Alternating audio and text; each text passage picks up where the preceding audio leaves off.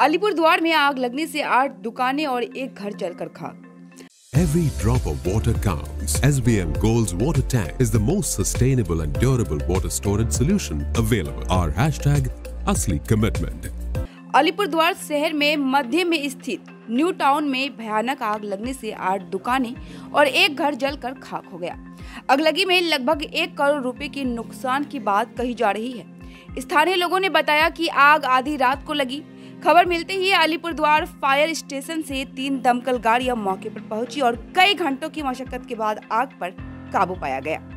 स्थानीय लोगों का दावा है कि आग सड़क पर लगे बिजली के खंभे से शुरू हुई। अग्निशमन विभाग आग लगने के कारणों की जांच कर रहा है। কি দেখলেন স্যার? আমাদেরকে প্রথমে আমাদেরকে কল দেওয়া হয় যে ইলেকট্রিকের আগুন লেগেছে। আমরা একটা ছোট ওয়াটার টেন্ডার নিয়ে আসি।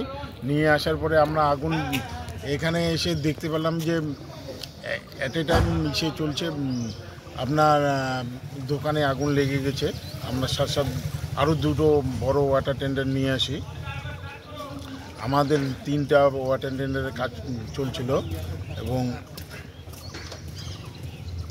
আগুন আমরা টোটাল 8টা দোকানে আগুন লেগেছে এবং এখানে 8টা দোকান ডিফারেন্ট কাইন্ড অফ শপ ছিল।